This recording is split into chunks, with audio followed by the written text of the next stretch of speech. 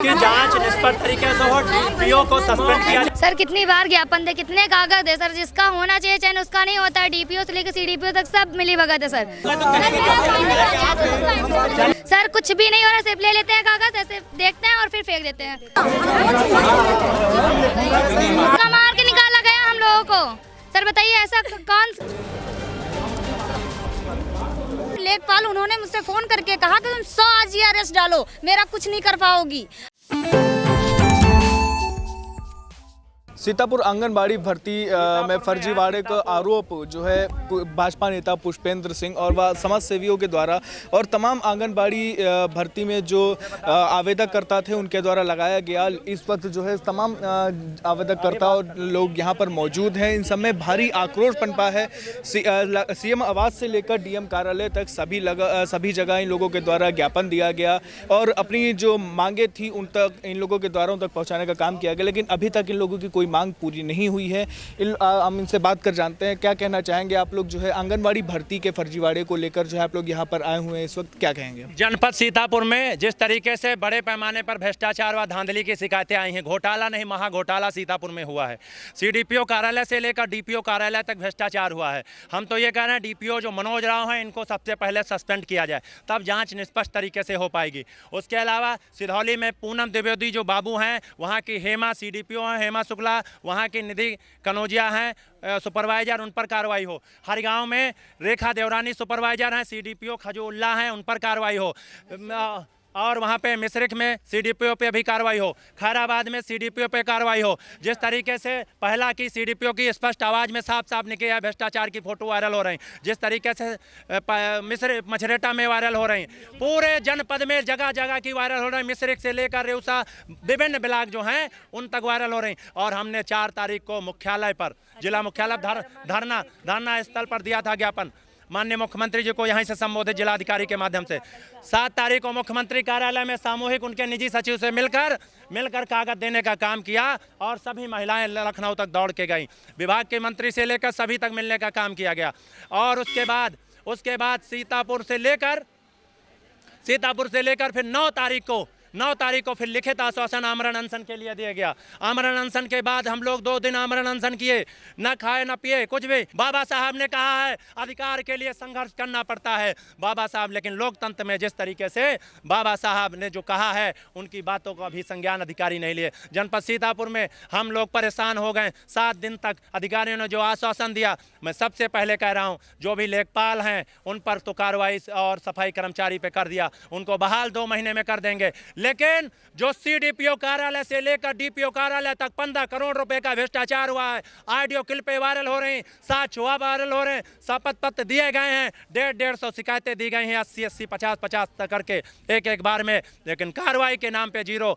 जिस तरीके से वायरल होने के बाद कोई कार्रवाई सीतापुर के अधिकारी अभी तक नहीं किए। आज हमने 24 अप्रैल 2025 को माननीय मुख्यमंत्री जी के कार्यालय, क्योंकि 7 दिन हो गया है, 7 दिन होने के बाद हम सभी लोग यहाँ से जनपद सीतापुर मुख्यालय से माननीय मुख्यमंत्री जी के कार्यालय जाएंगे। पहली मांग है डीपीओ सीतापुर को सस्पेंड किया जाए, क्योंकि जिस तरीके से साक्ष्य हो रहे हैं भर्ती प्रक्रिया में बहुत सा भ्रष्टाचार हुआ है। भारतीय जनता पार्टी की सरकार को, माननीय मुख्यमंत्री श्री योगी आदित्यनाथ जी की सरकार को बदनाम करने का जो जिला प्रशासन सीतापुर में सीडीपीओ कार्यालय से लेकर डीपीओ कार्यालय ने किया है, क्योंकि भ्रष्टाचार की तह परतें छुपाने का काम किया गया है।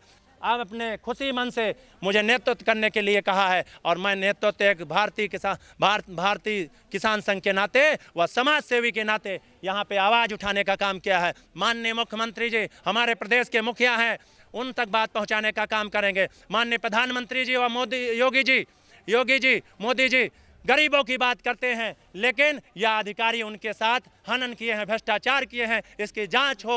और माननीय मुख्यमंत्री जी ने जीरो टॉलरेंस की बात किया है, लेकिन यह अधिकारी जीरो टॉलरेंस की पलीता लगाते हुए नजर आ रहे हैं। जिस तरीके से जैसा कि इनके द्वारा आरोप लगाए गए हैं अधिकारियों पर और सभी अधिकारियों पर इनके द्वारा आरोप लगाए गए हैं कि डीपीओ के द्वारा जो है बदसलूकी की गई और इनकी मांग नहीं सुनी, इनकी जो मांगे हैं वो पूरी नहीं हो रही हैं। अब जो यहाँ के एसडीएम है अभिनव यादव, उनके द्वारा भी आश्वासन दिया गया, 7 दिन का आश्वासन दिया गया था, लेकिन अभी तक की जो मांग है वो पूरी नहीं। आगे बात करते हैं। आप लोग आज यहाँ पर आई हैं, काफी कुछ समय पहले आप लोगों ने धरना प्रदर्शन भी दिया था, आश्वासन भी आप लोगों को मिला, आप लोगों के द्वारा डीपीओ पर भी तमाम आरोप लगाए गए।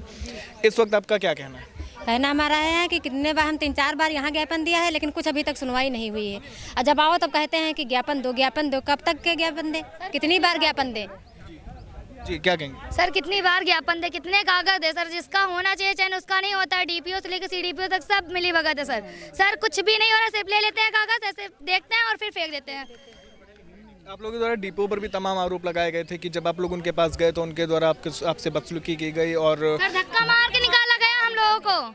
सर बताइए ऐसा कौन क्या है कि मतलब सब लेडीजों के ऊपर कि मतलब धक्का मार के सब निकाला जाए? सर बताइए आप, कोई भी नहीं है कि ऑफिस से सर निकाल दिया जाए। अगर आपको बोलना है, बात करना है, बात करने के लिए भी नहीं सर आते हैं सामने। ये इनका कहना है कि बात करने के लिए सामने नहीं आते। जी आप क्या कहेंगे? हाँ, हम तो बराबर कहते ही आ रहे हैं। मीडिया के द्वारा हमारी बहुत वीडियो वायरल भी सब लोगों की हो रही, लेकिन कोई सुनता कहाँ है? सिर्फ कहते ही तो हैं, कहने से क्या होता है? आज तक कोई सुनवाई नहीं हुई। हम लोग 17 तारीख को धरना जो रखे थे वो हमारे एसडीएम सदर के द्वारा 18 तारीख को आश्वासन देकर हटाया गया था और उसमें हम लोगों से 1 हफ्ते का टाइम मांगा गया था। आज 1 हफ्ता पूरा हो गया है, एक भी जाँच नहीं हो पाई है और आज भी हमारे एसडीएम के द्वारा ही हमें आश्वासन दिया जा रहा है कि आगे की कार्रवाई होगी और जांच होगी। हम कैसे विश्वास कर सकते हैं? एक आईडीओ नहीं, हजारों आईडीओ हैं, लेकिन हमारे डीपीओ नहीं सस्पेंड हो रहे हैं। अगर अभी गांव में देखो थोड़ा सा भी हो जाता है 100 नंबर जाती है, भैया क्या हुआ, दंगा हो गया है, मोदी योगी की सरकार चल रही है, चलो लाद लिए ले गए। क्योंकि क्यों? उनके पास इतना पैसा कहाँ है? जो 15 करोड़ कहाँ रखे, जो थोड़े थोड़े अधिकारियों को दे जाए तो वो बच जाए।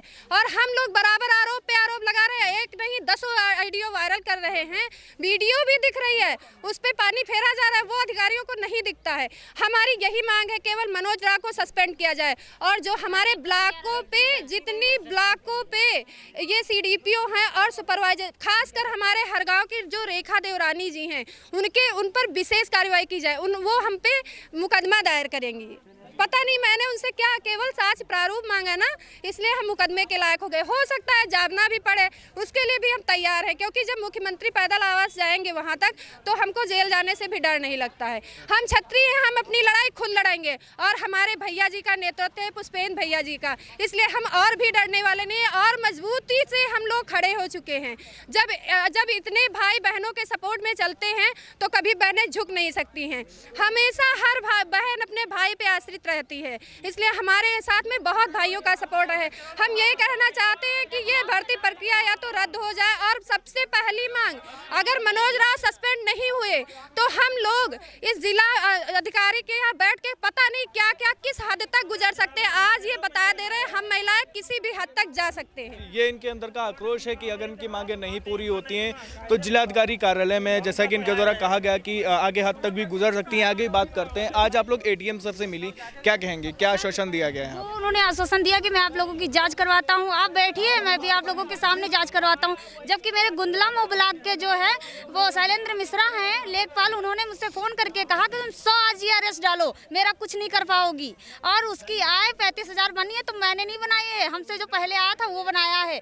जबकि उसका जो रेखा देवी का चयन हुआ गुंदला मऊ ब्लॉक में, उसका पति एसएसओ पद पे तैनात है इस समय, जिसकी सैलरी जो है 30-35 हजार रुपए है, उसकी आय 38,000 बना दिया, उसका सिलेक्शन कर दिया, उसका हाई स्कूल इंटर लगा, मेरा ग्रेजुएशन लगा है, फिर भी मुझे वंचित कर दिया। और हम सब बहनों को यहाँ बुला करके केवल धक्का मुक्की लगाने के लिए बुलाते हैं, कोई कार्रवाई नहीं हो रही है और कोई सब आश्वासन झूठा दे रहे हैं और झूठा आश्वासन दे करके कह रहे हैं आप लोग जाइए घर में, 2 दिन का टाइम दीजिए। एसडीएम साहब भी कह रहे हैं 2 दिन का टाइम दीजिए, 3 दिन का टाइम दीजिए। कब तक टाइम हम दे?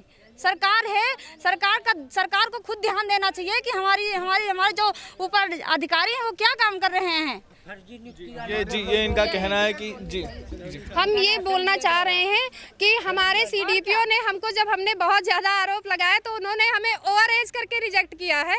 क्या बताओ, हमको वो पढ़ा रहे थे क्या, अरे जियो कह रहे थे आप शासनादेश पढ़ लीजिए। मैंने कहा सर शासनादेश पहले वो 3 लाख वाला बताइए। जब मेरा भौतिक सत्यापन हुआ तब मैं ओवर एज नहीं थी, जब मुझसे रुपए 3 लाख मांगे गए सर तब मैं ओवर एज नहीं थी, बट अब कैसे ओवर एज हो गई? रुपए ना देने के कारण। बताते चले 37 साल की महिलाओं का चयन हो गया है और हम 35 साल के होते हुए ओवर एज हो गए हैं। इसलिए हम सोच रहे हैं हमारे डीपीओ तक ये बात जरूर पहुँचा दी जाए कि ओवर एज कितनी होती है, उनको शासनादेश एक बार जरूर पढ़ा दिया जाए। जी, ये इनका आरोप आरोप है कि 37 साल का चयन हो गया और 35 साल वालों को रद्द कर दिया गया। आपसे बात करते हैं, आप क्या कहेंगे? हम ये बता रहे हैं, मैं सिधौली बाल विकास परियोजना सिधौली से आया हूँ। हमारे यहाँ क्योंकि लेखपालों का जिले पे सिर्फ कार्रवाई हो रही, विभागीय अधिकारी पे कोई कार्रवाई नहीं हो रही, क्योंकि सिधौली ब्लॉक में पूनम द्विवेदी का ऑडियो भी वायरल है, कुछ कार्रवाई अभी तक नहीं हुई। यही कहना चाहते हैं, क्योंकि विभाग पे कार्रवाई हो, लेखपाल पे क्यों कार्रवाई हो रही?